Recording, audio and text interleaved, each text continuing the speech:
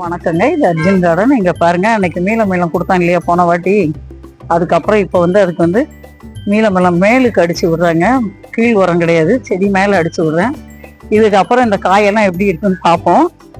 பாருங்க, காய் எவ்வளோ பெருசு பெருசா இருக்குன்னு. இந்த பாருங்க, நிறைய காய் இருக்குங்க. உள்ளலாம் அங்கதான் இருக்கு. இப்போ இதுக்கு மேல மீளம் அடிச்சு விடுறேன். அது மேல ஒரு சொரக்காய் செடி வேற படகுது. அதுலயே 2 பிஞ்சு போட்டிருக்கு பாருங்க. அது கொடுத்து 1 மாசம் இருக்கும்னு நினைக்கிறேன். அதுக்கப்புறம் இப்பதான் இதுக்கு உரம் கொடுக்குறேன். அதுல 2-3 காய் ஒன்னா இருக்கு பாருங்க. அந்த தண்ணி உழுவுற இடத்துல பாருங்க, 2-3 காய் பக்கத்துல இருக்கா. எல்லாமே பூத்துருச்சுங்க. இதுல சொர பிஞ்சு பாருங்க, 2 போட்டிருக்கு, இப்பதான் போடுது. நான் இது பூசணிக்காய்னு நினைச்சேங்க, பூசணிக்காய் விதை தான் போட்டேன். இப்போ வரதை பார்த்தா, பூவை பார்த்தா சொரக்காய் மாதிரி இருக்கு, காயும் இருக்கு அதுல. பாருங்க, இங்க வரைக்கும் போயிருக்கு கொடி. மாதுளை மரம் மேல இந்த மாதுளை பூவெல்லாம் கடிச்சிருக்கு பாருங்க. இந்த சைடு ஒரு பூ இருக்கு, அதையும் கடிச்சிருக்கு, இதையும் கடிச்சிருக்கு. இல்ல 2 கொய்யா கிடந்தது, அதையும் கடிச்சு எடுத்துட்டாங்க. ஆமா, 1 இருக்கு, அதையும் பாதியை கடிச்சிருக்காங்க. பாருங்க, இந்த பாருங்க, இப்படிதான் அது பழுக்க முன்ன கடிச்சு அதை வேஸ்ட் பண்ணிடுது. அதுவும் சாப்பிட மாட்டேங்குது, நமக்கும் இருக்க மாட்டேங்குது.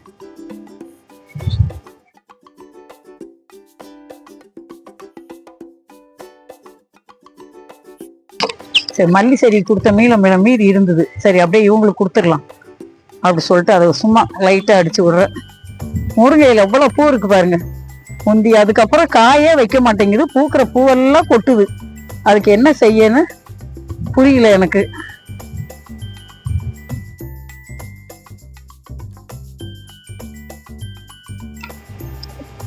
கனகாமரம் என்ன சூப்பரா பூத்திருக்கு பாருங்க.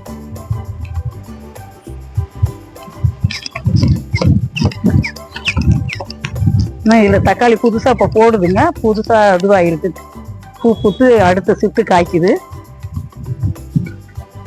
காய் இருக்கு, இன்னொரு 10-15 நாள் ஆனா எடுக்கலாம்.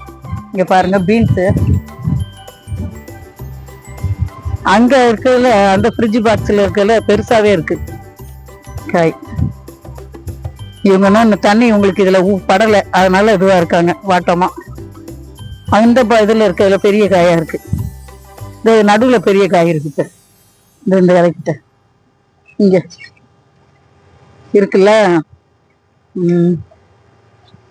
பெருசாயிடுச்சுங்க. இன்னொரு 15 மாசத்துக்குள்ள நம்ம காய் எடுக்கிற பருவத்துக்கு வந்துடும். கேரளாவில இருந்து இதுல இருந்து வாங்கிட்டு வந்தாங்க, ஸ்ரீலங்கால இருந்து. அது இந்த பீன்ஸ் தாங்க, எங்க ஊர்லயும் இதே மாதிரி பீன்ஸ் தான். ஆனா இந்த வெயிலுக்கு இனிமே காய்க்காது, அது அவ்வளவுதான். அந்த இருக்கிற வரைக்கும் விளையட்டும்னு விட்டு வச்சிருக்கேன்.